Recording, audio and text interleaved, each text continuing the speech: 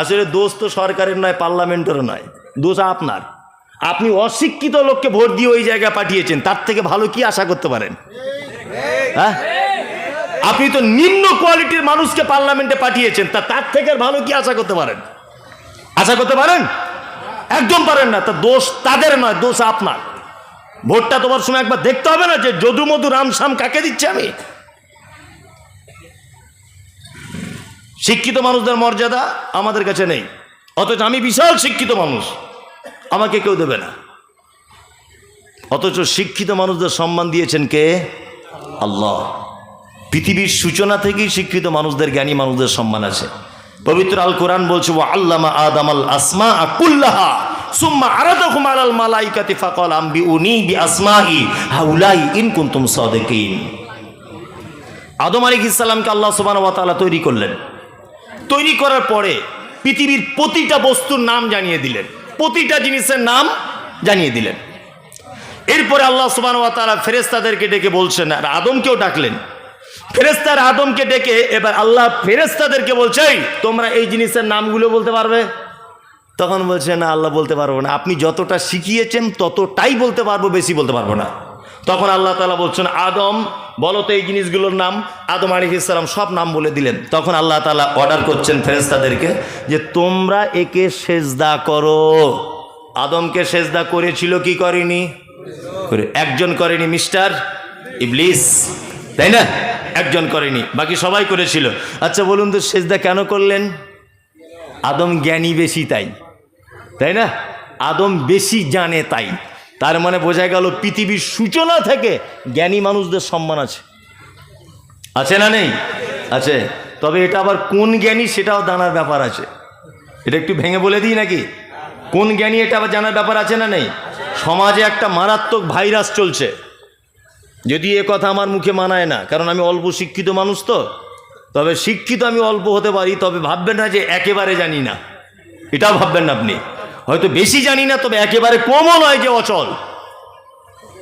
শিক্ষিত কাকে বলে সেটা আগে দেখতে হবে। আল্লাহর কাছে শিক্ষিতকে, আল্লাহ কাকে শিক্ষিতর সার্টিফিকেট দিচ্ছেন সেটা আগে দেখতে হবে। আল্লাহ সুবহানাহু ওয়া তাআলা বলছেন, কুল, নবী আপনি বলুন, হাল ইয়াস্তাবিল্লাযিনা ইয়ালামুনা ওয়াল্লাযিনা লা ইয়ালামুন, নিশ্চয়ই যারা জানে আর যারা জানে না এরা উভয় সমান নয়, সমান নয়। আচ্ছা বলুন তো আল্লাহ এখানে কি জানার কথা বললেন? কে? যে দ্বীনের জ্ঞান, কোরআনের জ্ঞান যার ভিতরে নেই আর যার ভিতরে আছে, দুজন সমান নয়। আল্লাহ সুবহানাহু ওয়া তাআলা তার পরের আয়াতে বলছেন, কুল হাল ইয়াস্তাবিল আমা ওয়াল বাসীর ওয়াদ-দুলুমাতি ওয়ান-নূর, নবী আপনি বলুন নিশ্চয়ই চক্ষু বিশিষ্ট আর চক্ষুহীন এরা দুজন সমান নয়। চোখওয়ালা লোক আর অন্ধ লোক দুজন সমান নয়। আল্লাহ এখানে বোঝাতে চেয়েছেন যে কোরআনের জ্ঞান যার ভিতরে আছে সে চোখওয়ালা লোক, আর যার ভিতরে কোরআনের জ্ঞান নেই সে অন্ধ লোক, তাই না? আমি মমতাজুল ইসলাম, দুই চোখের অন্ধ। আমাকে আপনি একটা 5 ব্যাটারির লাইট দিয়েছেন, 5 ব্যাটারির লাইট দিয়েছেন, দিয়ে যদি বলেন এই 5টা লোককে মেন রোড পর্যন্ত তুলে দিয়েছো, আচ্ছা বলুন তো আমি কি মেন রোড পর্যন্ত ওনাদেরকে রাস্তা ঠিক করে পৌঁছাতে পারবো? আমার হাতে লাইট থেকে কোনো লাভ আছে? নাই, কারণ আমি অন্ধ, তাই না? এবার সামাজিক একটা কথা বলে দিচ্ছি, খুব মনোযোগ সহকারে শুনুন। আমি জানি আমার এই কথা সমাজের মানুষ গ্রহণ করবে না, বলবে ভ্যাট বকছে। তবে কথা একদম বাস্তব যদি না হয়, আপনি আমার সঙ্গে এই ব্যাপার নিয়ে একটু আলোচনা করুন। আমার জ্ঞানটা আপনাকে দিই, আপনার জ্ঞানটা আমি নেই। অবশ্যই আপনার কাছে বেশি পরিমাণ জ্ঞান থাকলে আমি গ্রহণ করতে সর্বক্ষণ প্রস্তুত আছি ইনশাআল্লাহ। এক, আমাদের সমাজের সবথেকে বড় অপরাধ যেটা, সেটা হচ্ছে এই বর্তমান যে মিশনগুলো, যে স্কুলগুলো চলছে, এই স্কুলগুলো দেখবেন আজকে 1 তলা ছিল, কালকে 5 তলা হচ্ছে। কি হচ্ছে না? হচ্ছে। স্কুল মিশন এইগুলো, তাই না? আর দেখবেন আপনাদের লালগোলা থানা, আর এদিকে রঘুনাথগঞ্জ থানা, ওইদিকে সুতি থানা, এদিকে নবগ্রাম, এই যত থানা এলাকায় যত মাদ্রাসাগুলি আছে, দেখেছেন মাদ্রাসাগুলির কোনো ডেভেলপ? হ্যাঁ, সেই যেমন গরুর গাড়ির মতো চলতো, ধুক ধুক ধুক, তেমনই চলছে। কোনো ডেভেলপ আছে? নাই। আপনি ওমরপুরে দেখুন যে মিশনগুলো হয়েছিল 2-4-5 বছরে আঙুল ফুলে কলা গাছ হয়ে গেছে। গেছে কি যায়নি? গেছে। আসলে মিশনগুলো যারা পরিচালনা করেন এনারা ওই লাইনেরই শিক্ষিত মানুষ, পরিচালনা কিভাবে করতে হবে ওনারা ভালো জানেন, এই কারণে এত ডেভেলপ। আর মাদ্রাসাগুলি আল্লাহ সুবহানাহু ওয়া তাআলা বলছেন যাদের কাছে দ্বীনের জ্ঞান নেই এরা অন্ধ। এই অন্ধ মানুষদের দিয়ে মাদ্রাসাগুলো পরিচালনা করা হচ্ছে। এই কারণে মাদ্রাসার কোনো উন্নতি নেই। একটা মাদ্রাসা আপনি দেখতে পাবেন না যে বড় কোন আলেমকে মাদ্রাসার সভাপতি করে দেওয়া হয়েছে, খুঁজে পাবেন না। কোরআনের ভাষাতে যারা অন্ধ মানুষ এদেরকে দেওয়া হয়েছে মাদ্রাসার দায়িত্ব। এ হাদিস কোরআনের কি বুঝবে? কি বলছি বুঝতে পারছেন না? আল্লাহ, কোন দিনের জ্ঞান নেই এই সমস্ত মানুষদের মাদ্রাসার দায়িত্ব দিয়ে দেওয়া হচ্ছে। কোন সিলেবাস কখন পড়াতে হয়, কোন আলেমকে দিয়ে কোন হাদিসের দার্স দিতে হয়, কিভাবে এই শিক্ষাটা ডেভেলপ করা যায় উনি ভালো বুঝতে পারবেন না, কারণ উনি ওই লাইনের লোক নয়। ওই লাইনের লোক। আমি ফুটবল কোনোদিন খেলতে পারি না, কোনোদিন আমি ফুটবল খেলা জানি না। তা আপনাদের গ্রামে এসেছি ইসলামপুরে, এসে দেখছি বল খেলার মাঠে 16 দলের একটা খেলা চলছে। তা আমি বক্তা, লোকে বলে আমি বক্তা, আমি একজন আলেম মানুষ, সবাই গ্রামের লোক ভালোবাসে। তাড়াতাড়ি করে রেফারি সাহেব বাঁশিটা ফিলে আমায় বলছে আপনি রেফারিটা করুন একটু দয়া করে, সম্মানী লোক আপনি রেফারিটা করুন।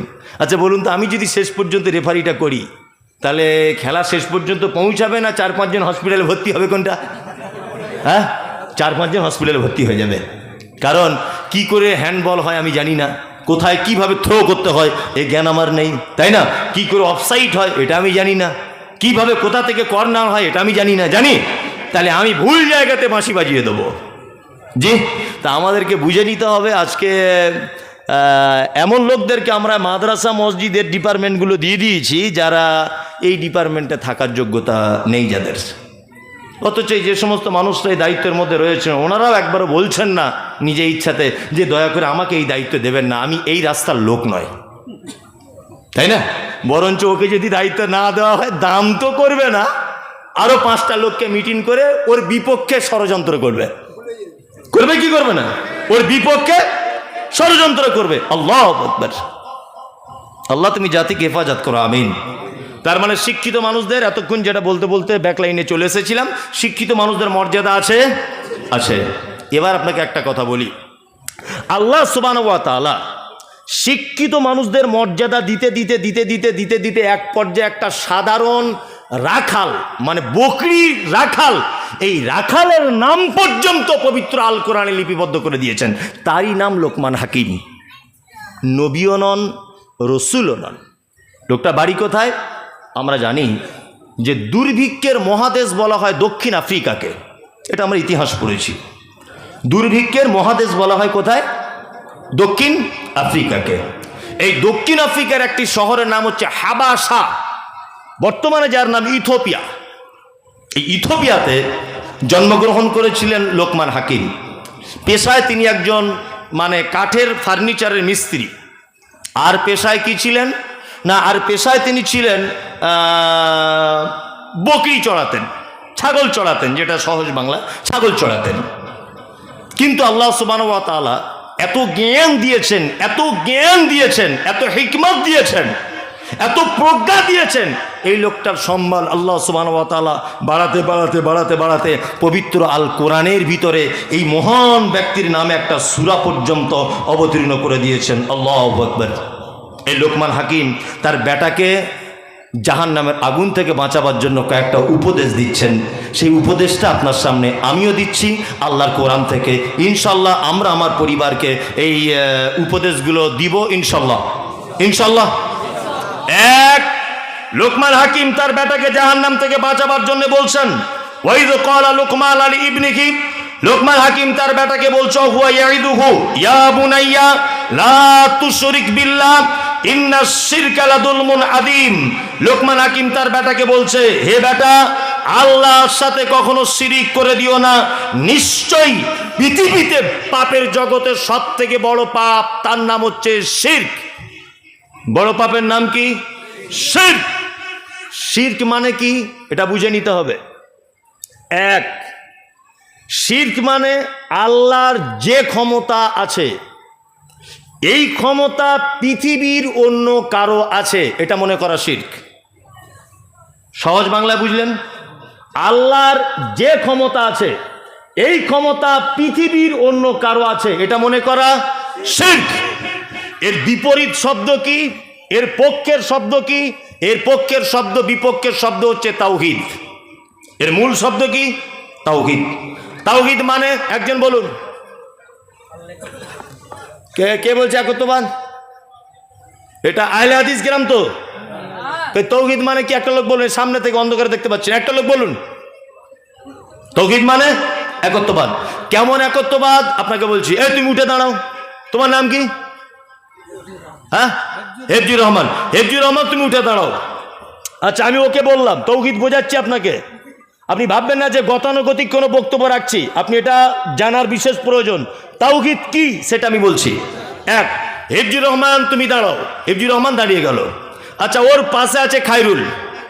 খায়রুল, ওকে দাঁড়াতে বললাম। ও যদি ওর পাশে আবার উঠে দাঁড়ায়, তাহলে বলুন তো ও ভুল করবে না ঠিক করবে? বসো তুমি। ও ভুল করবে না ঠিক করবে? বলুন। ভুল করবে, অন্যায় করবে। কারণ আমি একক ব্যক্তিকে নাম ধরে নির্দিষ্ট করে ওকে আমি উঠতে বলেছি। ওর পরিবর্তে বা ওর পাশে যদি কোনো মানুষ ওর সাথে ওঠে, নিশ্চয়ই সে অন্যায় করবে। এর নাম তাওহীদ। তাওহীদ মানে একক, দ্বিতীয় কোনো পক্ষ থাকবে না। কোন বিষয়ে দ্বিতীয় কোনো পক্ষ থাকবে না। এর নাম কি? তাওহীদ। তাওহীদ তিন প্রকারের, ভালো করে বুঝে নেন। এক, তাওহীদে উলুহিয়াত, তাওহীদে রুবুবিয়াত, তাওহীদে আসমা ওয়াস সিফাত। আল্লাহকে এক রব বলে মেনে নেওয়া, ইবাদত শুধুমাত্র আল্লাহর জন্য করা। আসমা ওয়াস সিফাত, আল্লাহর কিছু গুণবাচক নাম আছে, সেই নামটাকেও মেনে নেওয়া, সেই গুণটাকেও মেনে নেওয়া। আমরা আহলে হাদিস কি হানাফি, সাফি, মালিকি, দেওবন্দি, পাথরচাপড়ি, গুটিয়াবি, আজমিরি, কাশ্মীরি, দেওবন্দি, ফারাইজি, খারাইজি, তবলিগি, যে যাই মযহাবের বলুন না কেন, একটা জায়গাতে তাওহীদের আমরা খুব দুর্বল। সেটা কি? আসমা ওয়াস সিফাত। ইবাদত কার জন্য করি? কথা বলুন। আল্লাহকে এক রব বলে মানি, মানি কি মানি না? মানি। কিন্তু আল্লাহ যে 99টা নামের কথা বলছে, তার গুণ, এতে আমাদের খুব দুর্বলতা আছে। আছে না নেই? আছে। তার প্রমাণ আপনাকে একটা দুটো করি। আল্লাহ তাআলার একটা নাম হচ্ছে ইয়া রাজ্জাক। 99টা নামের ভিতরে আছে ইয়া রাজ্জাক, মানে আল্লাহ তুমি হে রুজির মালিক। রুজির মালিক কে? আল্লাহ, তাই না? রুজির মালিক তাহলে আল্লাহ। এটা মুখে স্বীকৃতি দিই, অন্তরে বিশ্বাস করি? কখনোই করি না। কে বললো অন্তরে বিশ্বাস করি? এই যে দোকানদার সকালবেলা দোকান ঘুরেছে, তা 5 টাকার মুড়ি নিতে গেছি ধারে। তার দোকানদার তখন বলছে, তোমার কি বুদ্ধি শুদ্ধি বলে কিছু নেই? একটা আলেম মানুষ বুঝো না? আরে এখনো বউনি হয়নি, সকালবেলা ধারে মাল দিতে আছে। কেন ধারে মাল দিতে গেলে তোমার ক্ষতি কোথায়? মানে ওর এটা ইমান, ওর এটা বিশ্বাস যে ধারে মাল দিলে হয়তো বেচাকেনা কম হয়। কি বলছি বুঝতে পারছেন না? আমি একটা কথা মাঝে সাঝে বলি, অনেক জায়গাতে বলেছি, আজকের সুন্দর পরিবেশ বলে কথাটা আবার বলি, একাধিকবার বলেছি। আল্লাহু আকবার। রুজির মালিক কে কেমন? হাসির ছলে কথাটা বলি। একটা লোক বাস কিনেছে, বাস। তা বাস কিনে লোকটা পীর সাহেবের কাছে গেছে, যে বলছে পীর সাহেব আমাকে একটা তাবিজ দিয়েন। তা পীর সাহেব তখন বলছে, লকডাউনের কারণে তাবিজের দাম তো বেড়েছে হালকা একটু, এখন 10,000 হয়ে গেছে 7,000-এর থেকে। তা ও তখন মনে মনে ভাবছে যে 10 লাখ টাকার বাস কিনলাম আর 10,000-এর তাবিজ কিনতে পারবো না। তা বলছে পীর সাহেব তাবিজের কাজ কি হবে? তা বলছে কাজ মানে তাবিজ নিয়ে যাবে, তোমার ড্রাইভার যেখানে বসে বাসটা চালাবে ওর পাছার তলাতে তাবিজটা লাগিয়ে দিবে লাল সুতো দিয়ে। আর দেখতে পাবে রোডে যখন তোমার বাস চলবে, অন্যান্য সব বাস ফাঁকা চলবে, তোমার বাসে দেখবে প্যাসেঞ্জার বাদুরের মতো ঝুলছে। আর এ তখন বলছে সাংঘাতিক ব্যাপার, 10,000-এর জায়গায় 12,000 মাল মেরে দিয়েছে। সব প্যাসেঞ্জার যখন এর বাসে উঠবে, দেখছে 10 দিনে টাকা উঠে যাবে, দিয়েই দিই, সারা জীবনের ব্যাপার। আচ্ছা, কত বড় বোকা আর কত বড় চিটিংবাজ। তাবিজে যদি সব প্যাসেঞ্জার যদি এর বাসে চলে আসে, তা হুজুর ব্যাংকের ম্যানেজারকে তাবিজ করে সব টাকা ওর কাছে আনতে পারে না, ও হারাম করে তাবিজ বেচে খায় কেন? হ্যাঁ, ও হারাম করে তাবিজ বেচে খায় কেন? হ্যাঁ, দোকানে বেচা কেনা হয় না, মসজিদের ইমাম সাহেবকে গিয়ে বলছে, আপনাকে একটা কথা বলো তো। কি বলো? তাবিজ দেন না। বলছে হ্যাঁ দেবো, পাল্লার তলাতে আঠা দিয়ে চিটিয়ে দেবে। যে কি হবে? সব কাস্টমার তোমার দোকানে, পল্টু, মন্টু, শেফালি, মুখার্জি, ব্যানার্জি, সব দোকান সব মাছি ওড়াবে, তুমি মাল মেপে উঠতে পারবে না। তো ইমাম সাহেবের তাবিজে যদি সব কাস্টমার তোমার দোকানে আসে, তো আজকে 37 বছর চাকরি করছে, ওর বেতন 3800 টাকা, ও সভাপতিকে তাবিজ করে একটু বেতন বাড়াতে পারে না কেন? হ্যাঁ, ও নিজের বেতনটা একটু বাড়িয়ে নিতে পারে, পারে কি পারে না? পারে। তার মানে বুঝে নিতে হবে সব শির, সব ভণ্ডামি। রুজির মালিক কে? আল্লাহ। কে দিতে পারে রুজি? আল্লাহ, আল্লাহ, আল্লাহ। আমরা আসমা ও সিফাতের ব্যাপারে একটুখানি দুর্বল আছি। কি আহলে হাদিস, হানাফি, সাফি, মালিকি, হাম্বলি, দেওবন্দি, জামাত ইসলামী, যে মাযহাবের যে মাসলাকের হোক না কেন, তাওহীদের এই ব্যাপারটা আমাদের খুব দুর্বলতা। আসমা ও সিফাত, আল্লাহর নাম রাজ্জাক, এটা আমরা মানি, কিন্তু তিনি যে রুজি দিতে পারেন এটা আমাদের বিশ্বাস নেই। আছে? নাই। আমাদের বিশ্বাসের জায়গা খুব দুর্বল। তাহলে তাওহীদ বুঝে গেলাম, এবার শিরক আপনাকে বোঝাই। শিরক দুই প্রকারের। কয় প্রকারের? দুই প্রকার। এক হচ্ছে বড় শিরক, যাকে বলে শিরকে আকবার, হ্যাঁ, আর একটা শিরকে আসগার, মানে ছোট শিরক, একটা বড় শিরক। বড় শিরক করলে একটা মানুষ ইসলাম থেকে খারিজ হয়ে যাবে, এবং ওই অবস্থায় যদি সে মারা যায় তাহলে সে চিরস্থায়ী জাহান্নামের ভিতরে থাকবে। খুব মনোযোগ দিয়ে শুনুন, বড় শিরককারী সে ইসলাম থেকে বার হয়ে যাবে, এবং ওই পাপের ভিতরে যদি লিপ্ত থাকা অবস্থাতে যদি মারা যায় বিনা তওবাতে, অবশ্যই কোথায় যাবে? জাহান্নাম চলে যাবে। বড় শিরকের আলামত কি? কোন কোন? গায়রুল্লাহর নামে কোনো জিনিস মানত করা, আল্লাহ ছাড়া কারো নামে ইবাদত করা, আল্লাহ ছাড়া কারো মাজারে গিয়ে মাথা নত করা, এইগুলো হচ্ছে বড় ধরনের শিরক। সুবিধা অসুবিধা, বিপদ আপদ, ভালো মন্দ কোনো মানুষের কাছে চাইতে যাওয়া, এগুলো হচ্ছে বড় ধরনের শিরক। এবং ইবাদতের ক্ষেত্রেও আল্লাহর কসম দিয়ে আপনাকে বলছি, আল্লাহর কসম দিয়ে আপনাকে আমি বলছি কথা, এখনো পর্যন্ত আমাদের পশ্চিম বাংলার মাটিতে অনেক মানুষ রয়েছে যারা হুজুরের নামে 2 রাকাত নফল নামাজ পড়ে, এখনো রয়েছে। আমার নিজের রিলেটিভের কথা বলছি, নাম বলবো না, সোশ্যাল মিডিয়াতে চলে গেলে বেচারা শুনলে অসন্তুষ্ট হবে। আমি কোনোদিন তার বাড়িতে যাইনি, সে আমার শ্বশুর। কোন শ্বশুর বলবো না, সে আমার শ্বশুর। কি বললাম বুঝলেন? হঠাৎ করে একদিন বাড়িতে গেলাম, এটা হাসানোর জন্য না, আল্লাহর কসম দিয়ে বলছি, একেবারে সত্য। বাড়িতে একদিন গেলাম, কোনোদিন তো আমি যাওয়ার সুযোগ পাই না, তো একদিন গেলাম, গিয়ে আমাকে একটা ঘরে ঢোকাচ্ছে, তা বলছে, জামাই একটু জুতোটা খুলে ঢুকুন। বলছি কেন, অসুবিধা কোথায়? তো বলছে না, ঘরে আমাদের বর্ধমানের একটা বাবা ছিল, সে বাবা এসে একবার এখানে এই খাটের উপরে বসেছিল, তো ওই সম্মানে আমরা জুতো পরে কেউ এ ঘরে ঢুকি না। ভালো করে বুঝবেন। তারপরে দেখছি বাবা লুঙ্গি পরে আছে, আর একটা সাদা ফতুয়া পাঞ্জাবি না কি বলে, ওই মাল একটা পরে আছে, আর একটা লম্বা, সে বিয়ে করতে যাওয়ার মতো টুপি, ওই টুপি পরে এইরকম কাঁচ দিয়ে কাঠের উপরে বাঁধানো আছে, মোটামুটি ওই 3 ফুট বাই 3 ফুট তো হবেই, এত বড় একটা ফটো। ওই ফটোটা খাটের উপরে, বালিশের উপরে ঠাসানো আছে। আমি বললাম, এটা কি ব্যাপার আব্বু? তা বলছে, ওনাকে সামনে রেখে নামাজটা পড়ি। আমাকে বলছে, ওনাকে সামনে রেখে নামাজটা পড়ি। আর আমি বললাম, আর কি করেন? তা বলছে, প্রত্যেক মাসে মাসে ওনার নামে 2টো করে রোজা রাখতে বলে গেছে আমার, ওটা রাখি। আর প্রত্যেক দিনে 1000 বার ওনার নামে তসবিহ করা লাগে। আল্লাহু আকবার। ওনার নামটা কি ওটা বলে তসবিহ করেন। মনে মনে বলছি যে জাহান্নামে যদি কেউ আগে যায়, তা তার সিরিয়ালে আপনি তো অবশ্যই থাকবেন, মনে মনে বলছি। তা সেই থেকে আর কান ধরে নিয়েছি, ওর ভিটে তার পা দিইটা, তোর মাটিতে আর পা দিব না, তোকে যদি তবলিগ করতে না পারি। তা আমি একবার বোঝাতে গেলাম, বলতে গেলাম, তা আমাকে বলছে যে তোমার মতো জামাই আমার দরকার নাই। আস্তাগফিরুল্লাহ। আমাকে বলছে তোমার মতো জামাই না এলেও চলবে, তবে আমি ছাড়তে পারবো না। তাহলে তোর বাড়িতে আর গেলামই না। আশ্চর্য ব্যাপার, পৃথিবীতে এখন অনেক মানুষ রয়েছে, অনেক মানুষ আছে যারা এখনো পর্যন্ত বাবার নামে রোজা রাখে, এখনো পর্যন্ত বাবার নামে তসবিহ করে কি করে না? করে। আল্লাহু আকবার। কিছুদিন আগে আমি মুম্বাই গিয়েছিলাম, রমজানের হয়েছে আপনার শুক্রবার, পরে শনিবার আমি মুম্বাই গিয়েছিলাম। সোশ্যাল মিডিয়া আপনারা হয়তো দেখতে পারেন।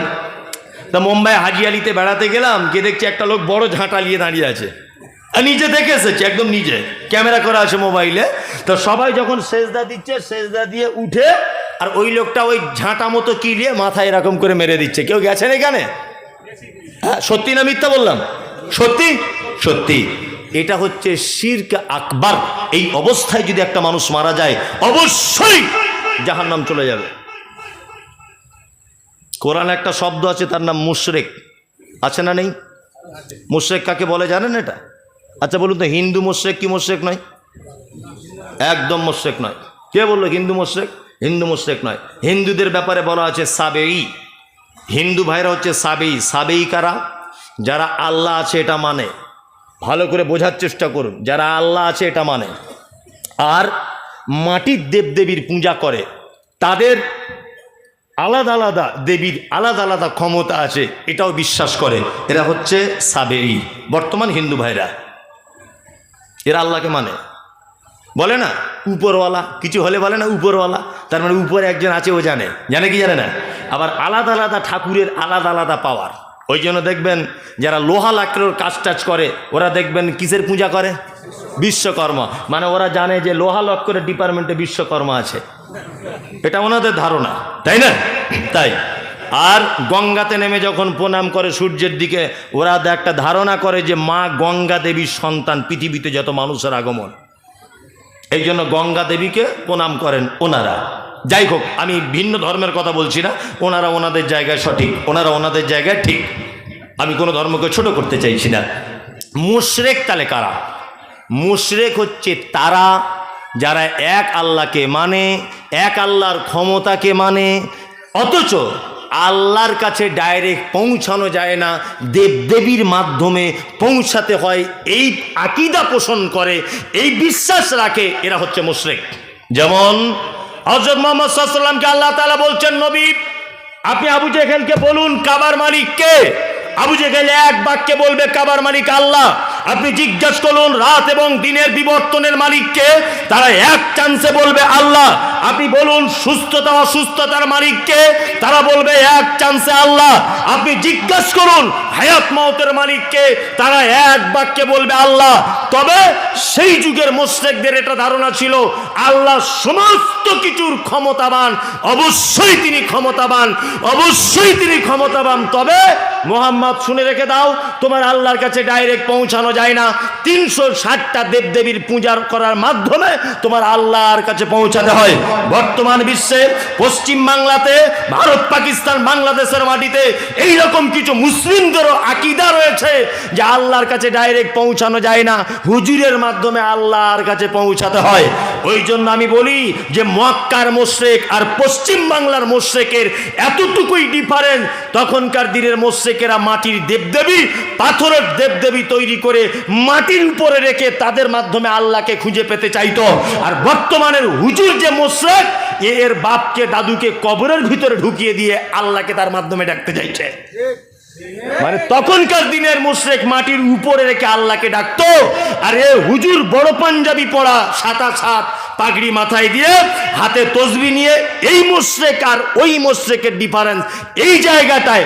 তারা উপরে দেবদেবী রাখতো, এ দেবদেবী রাখিনি, এ দাদুকে কবরের ভিতরে ঢুকিয়ে তার মাধ্যমে আল্লাহর কাছে পৌঁছানোর চেষ্টা করছে। তার মানে এও মুশরিক ও মুশরিক। কোনো ডিফারেন্স আছে? কোনো ডিফারেন্স আছে? কোনো ডিফারেন্স নেই। আল্লাহু আকবার, কি অবস্থা চলছে শিরক! আমি অবাক হয়ে যাবেন এসব তথ্য যদি বলতে লেগে যাই যে কি হচ্ছে এইগুলোতে।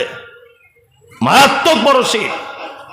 কিছুদিন আগে সোশ্যাল মিডিয়াতে, আমি নাম বলছি না, লাল দাড়ি করা আর ফতোয়া পাঞ্জাবি পরে খুব মাঝে সাজে দেখবেন লেকচার টেকচার দেয়। উনি বলছেন যে মমতাজুল ইসলামের বাপের কত ক্ষমতা আছে, বাড়ি থেকে একটা কোদাল নিয়ে আসুক, আমার দাদুর কবর খুঁড়ুক, আমার দাদু কবরে জীবিত। দেখি মমতাজুলের বাপের কত ক্ষমতা আছে। তা মনে মনে ভাবলাম, ওরে হুজুর, তোমার দাদু যদি জীবিত থাকবে তা জীবিত অবস্থায় জানাজা পড়ে নিলে? জীবিত মানুষের তো জানাজা হয় না, হয় না। মানে এদের উচিত শিক্ষা দেওয়ার জন্য একটা কাজ করা লাগবে। একটা কথা সব সময়তে বলি, আবার আপনাকে বলার চেষ্টা করছি। একটা লোক রাতে স্বপ্ন দেখেছে, তার স্বপ্নটা পীর সাহেবের কাছে ব্যাখ্যা করতে এসেছে যে হুজুর একটু স্বপ্নের ব্যাখ্যাটা করে দেন তো। তা পীর সাহেব তখন বলছে কি দেখেছো বলো। তখন ছেলেটা বলছে আমি দেখছি হুজুর আমার ডান হাতে মধু আর বাম হাতে পায়খানা, বুঝলেন তো। তা এই স্বপ্নটা দেখতে দেখতে না হুজুর আমি স্বপ্ন দেখছি যে আমার হাতে আছে পায়খানা আর আপনার হাতে আছে টাটকা মধু। তখন পীর সাহেব বলছে আরে এরকম স্বপ্ন হবে না খাপা, আমি পীর আর তুই মুরিদ, তোর হাতে তো পায়খানা থাকবেই, আমি পীর আমার হাতে মধু থাকবে বলছে। তখন ওই লোকটা বলছে আমার স্বপ্ন এখনো সম্পূর্ণ হয়নি, বলতে দেন। তো ঠিক আছে বলো। তখন বলছে হুজুর তারপরে দেখছি আপনি আমার হাতটা চেটে খাচ্ছেন আর আমি আপনারটা চাটছি। তার মানে কি বুঝলেন, মানে এদের জবাব এদের উত্তর এইভাবে দেওয়াই উচিত। আল্লাহু আকবার, হুজুরে সারা দুনিয়া শেষ করে দিয়েছে। হ্যাঁ, মানুষকে মুশরিকের রাস্তাতে হাঁটিয়ে নিয়ে যাচ্ছে। আল্লাহু আকবার, আল্লাহ তুমি জাতিকে হেফাজত করো, আমিন। ছোট শিরক, ছোট শিরক কাকে বলে? এতক্ষণ বড় শিরক বললাম, ছোট শিরক। ভালো থাকুন, কুটুম এলে বাড়িতে যাওয়ার সময় কি বলে? ভালো থাকুন। আচ্ছা ও ভালো একা থাকতে পারে? হ্যাঁ, এটা বলতে হতো যে আল্লাহ ভালো রাখুক, তাই না? এটা বলা উচিত ছিল কি ছিল না? ছিল। আল্লাহু আকবার। কথার মাধ্যমে শিরক। ধান চাল কিছু শুকাতে দিয়েছেন রোদ্দুরে, হঠাৎ করে বৃষ্টি চলে এসেছে, ও তখন বলছে আল্লাহ তোমার আর কাজ নাই, সর্বনাশ করে দিলা, আর 1 ঘন্টা পরে দিতে পারতে, আমাদের জলসাটা হয়ে গেলে তবে পানি দিতে। বলতে কি বলতো না? এটাও শিরক, এটা ছোট শিরক। এটা কি শিরক?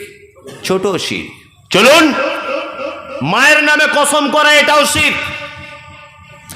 জি, বাপের নামে কসম করা শিরক। সন্তানের মাথায় হাত দিয়ে কসম করা শিরক।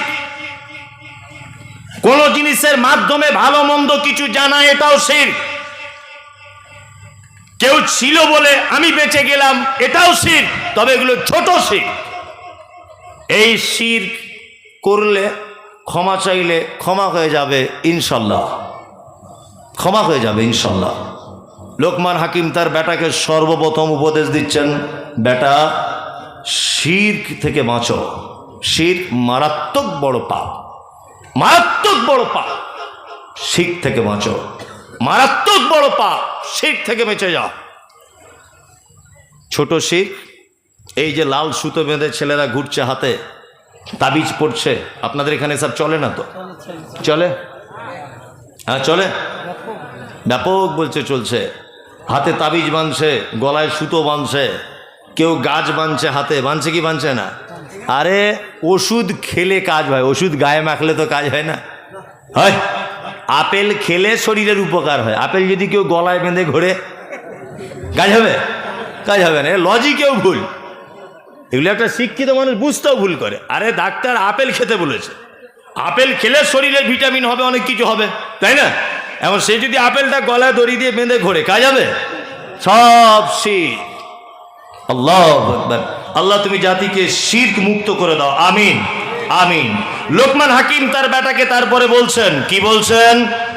অবসাইনাল ইনসানা লিওয়ালিদাইহি হামালাতুহু উম্মুহু ওহানান আলা ওহানিন ওয়া ফিসালুহু ফি আমাইনি আনিশকুরলি ওয়া লিওয়ালিদাইকা ইলাইয়াল মাসির।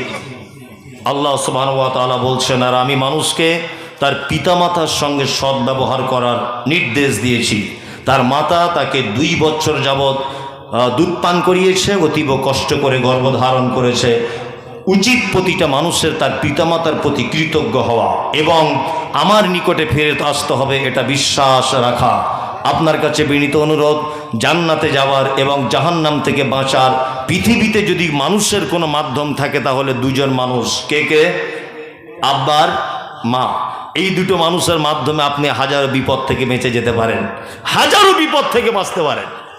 যদি বলছেন কি তার প্রমাণ আছে, ওই যে বানি ইসরাইলদের একটা ঘটনা, 3 জন বন্ধু পাহাড়িয়া অঞ্চল দিয়ে হেঁটে হেঁটে হেঁটে হেঁটে যাচ্ছিল, হঠাৎ করে আসমান থেকে ঝড় ও বৃষ্টি দেখা দিল, তারা একটা পাহাড়ের গর্ততে আশ্রয় নিল, একটা পাথর এসে সেই গর্তটা আটকিয়ে দিল। 3 জনা তখন বলছে আল্লাহ কি করে বাঁচবো, এ তো বড় বিপদ।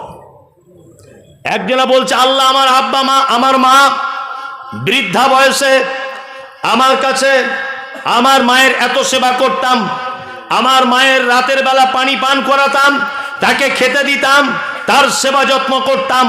একদা আমার বকরি চড়াতে গিয়ে দেরি হয়ে গেল, আসতে দেরি হলো।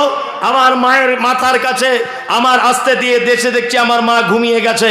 আমি আমার মায়ের মাথার কাছে দাঁড়িয়ে থাকলাম।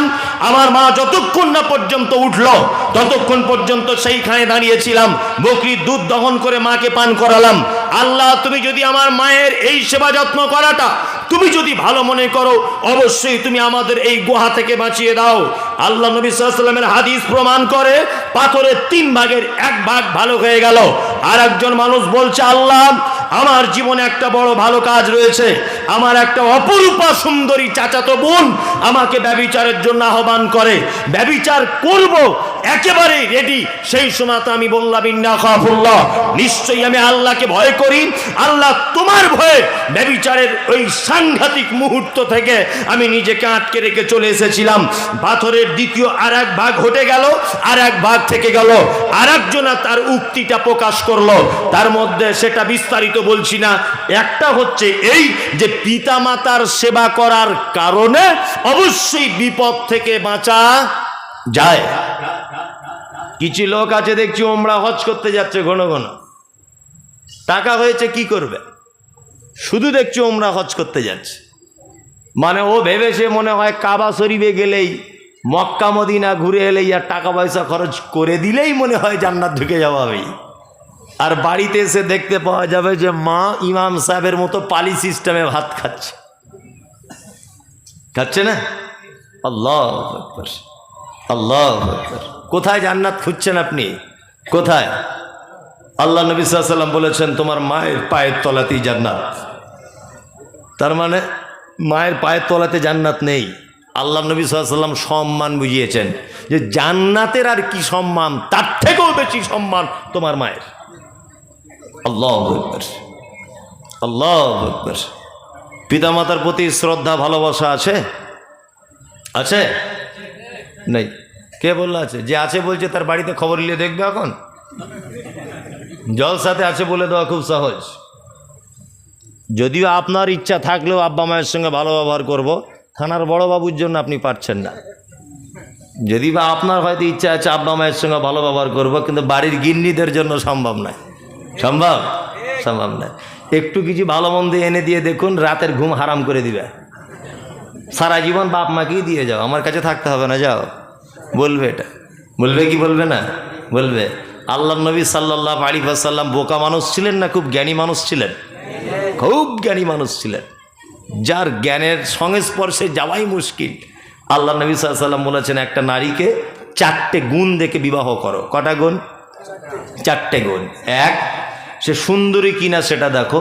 2, তার টাকা পয়সা আছে কিনা সেটা দেখো। 3, তার বংশ ভালো কিনা সেটা দেখো। 4, তার দিনদারিতা আছে কিনা সেটা দেখো। আল্লাহ নবী সাল্লাল্লাহু আলাইহি ওয়াসাল্লাম একেবারে শেষ বাক্যে বলছেন, ফাজবার বিজাতিদ দ্বীন। তার যদি রূপ না থাকে, তার যদি টাকা না থাকে, তার যদি বংশ ভালো না হয়, তার যদি দিনদারিতা যদি থাকে, তাহলে বিবাহের জন্য তাকে বেশি অগ্রাধিকার দাও।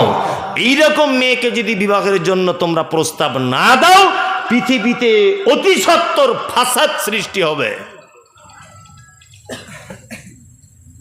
বাপ মা সেবা যত্ন পেত, যদি একটা আল্লাহওয়ালি মেয়ে যদি আপনার স্ত্রী হতো, তাহলে কি বলছি বুঝতে পারছেন না?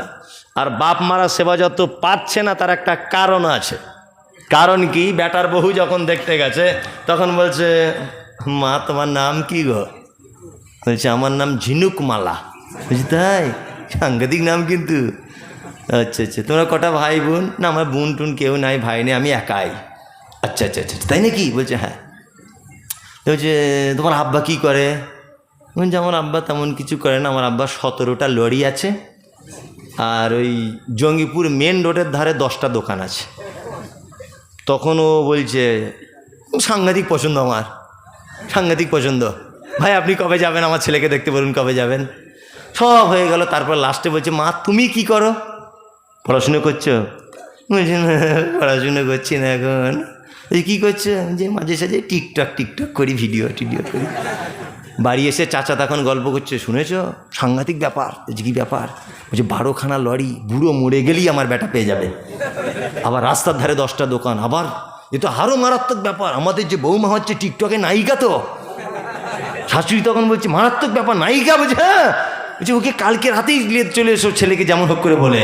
তুমি টিকটকের নায়িকা ধরে এনে ভাত খেতে চাইছো? হ্যাঁ ওই গোলাম হোসেন, টিকটকের নায়িকা এনে সেবা যত্ন পেতে চাইছেন? আল্লাহু আকবার।